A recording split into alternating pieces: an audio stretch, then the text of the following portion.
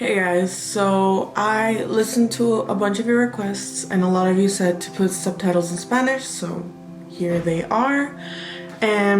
So this video is going to be me answering your questions that you asked anonymously. The link to ask me questions will be in the description below, and I'll make other videos for the questions that I get asked. Tips on dealing with anxiety. Honestly, what helps me a lot is a breathing technique that my father taught me. So basically you sit up and you breathe in through your nose, and instead of inflating your chest, you inflate your stomach and you make sure your stomach gets inflated, and then you keep it and then you breathe out through your mouth. And as you do that, you imagine you're breathing in blue air, which is like the clean air, the calm air. And then when you're breathing out the red air, which is the anxiety, the stress, everything you have going on, you're breathing it out. How to deal with childhood sexual trauma. It is stopping me from being intimate with a guy. This is coming from personal experience. What helped me was to forgive. It's a lot, but you should forgive. Not for them, not for their sake because they don't deserve it, but for you. Because once you forgive, you're letting go of what happened and you're moving on. As well, you should find a guy that doesn't push you to do stuff you're uncomfortable with. Because once you find that guy that will understand your past trauma and everything like that, then you'll be able to be intimate with him as well as forgiving and everything that comes with it. How to deal with addiction. This isn't only just for addiction, you can use this for self-harm and all of those things. Definitely I Am Sober app. It's really good. I definitely recommend. My friends have used it to stop drinking, to stop smoking, to stop self-harming, all of those. So I definitely recommend you download it. It is basically you do petitions every day to not do that today. And then at the end of the day you say if you completed that petition or if you cracked and did it. As well as people will be posting every day like how they're feeling. You can post how you're feeling, and there's like a community of people that's trying to stop it and motivate you. So I definitely recommend you guys download the app. I have depressive moments but cannot tell if I'm just faking being depressed or if I actually am. How do I know, and when do I need to seek help? I feel like you should seek help even if you don't have depression. Like in general, therapy is really good for people. Like in general, like you don't need to have a mental illness to be in therapy. They can just help you how to cope with everyday life, because life is pretty hard anyways without having mental health issues. So definitely go to a psychologist and they can properly diagnose you and tell you what's going on. How to deal with eating disorders. That is a very touchy subject and it's very hard. So I definitely recommend you go to therapy if you have the facility to do it. And you could either get medicated or you would go through intensive therapy like CBT, DBT, all of those therapies, and it will help you change your mindset on having the eating disorder. Some people are medicated, so you could also be medicated. Does age have any effect on mental health? Well, according to my research and just from personal experience, 18 to 25 years old are 25.85% more likely to have a mental health disorder. 26 to 49 years old are 22.2% more likely, and then 50 years and above are 13.8% more likely. In general, I feel like teenagers and like young adults are the ones that usually have mental health issues, mostly because we're speaking out on it. Because I know a lot of like stories where adults have gone undiagnosed because it was like a taboo subject when they were younger. Right now it's not a taboo subject, so a lot of us are getting diagnosed. How to overcome mental health problems. I have one word: therapy. It's genuinely that simple. You will not be able to overcome a mental health issue without the proper tools, and to get the proper tools, you need to go to therapy. What can you do in cases where your parents are not very open to the fact that you might need to see a therapist?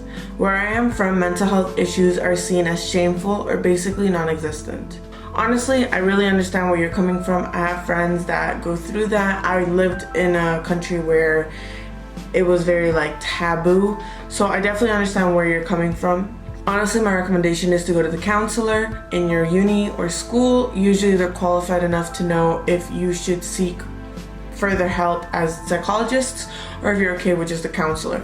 If they decide that you should seek further help, then they usually should talk to your parents and convince them, because for some reason parents take it more seriously coming from adults than from like their own kids. So definitely do that. If you are over 18, then you could go seek your like professional help without having to have your parents be with you. Only if you're over 18 or over the legal age of wherever you are.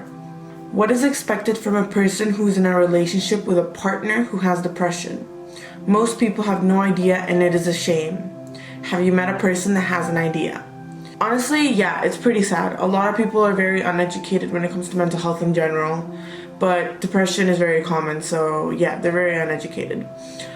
When you said, have you met a person that has an idea, I think I'm a person that has an idea, because I've dated people with depression, and you know, I've had depression, so I think I have quite an idea of what to do. Honestly, the main things is you have to be patient and understanding.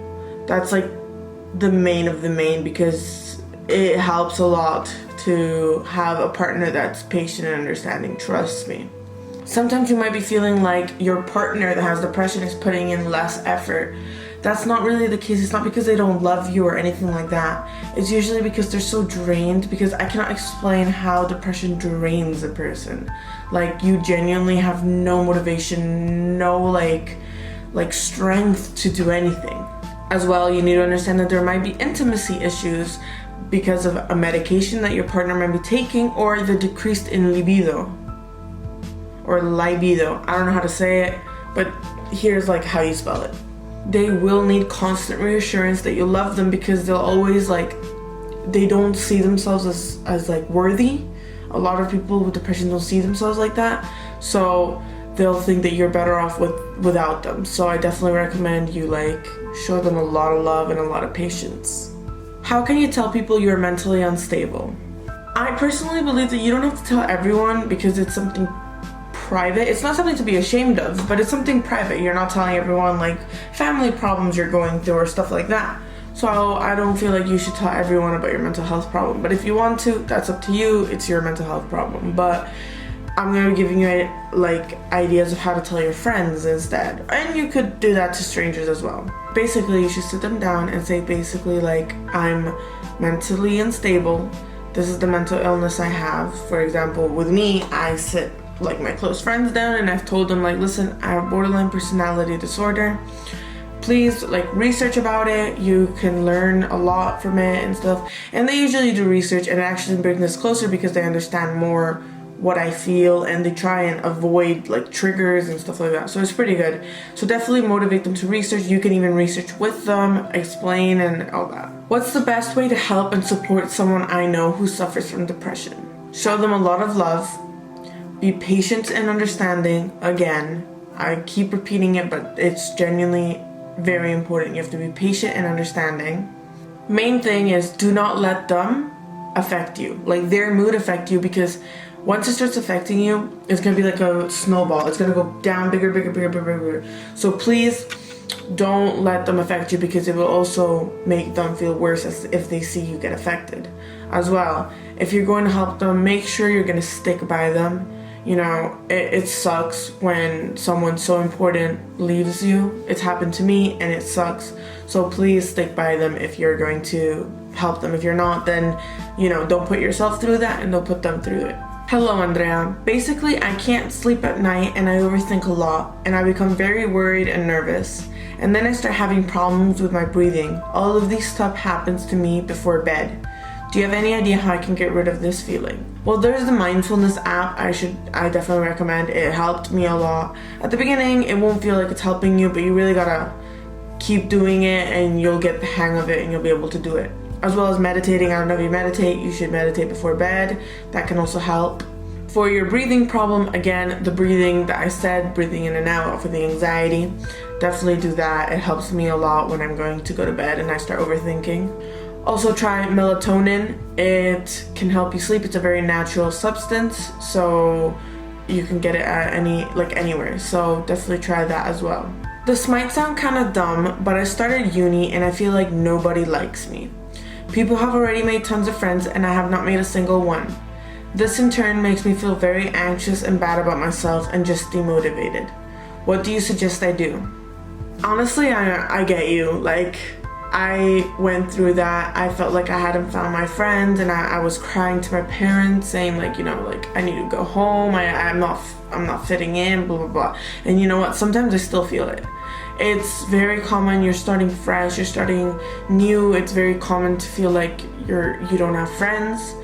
But honestly, just like, it takes time. It genuinely just takes time. So give it time, try make friends, try like talk to people, go to dinner. Like, honestly, like, small things will make friendships, and just try find something where you can bond with someone. Also, we're the same age, so feel free to message me. Like, I'm down to talk to you, and if you're in Madrid, we can hang out, like anything like that. Yeah, definitely. Please share my channel and like the video, and share the video if you want, if it answers some questions that other people might be asking you. I will be doing more, so please, as I said, the app where you can ask me questions is down below. And that is it. I'm sorry I haven't been making so many videos. I've been really busy with midterms and just like exams in general. So I'll be trying to make more videos more often now. Anyways, alright, well, have a nice day, guys, or have a good night, and I'll see you guys in my next video.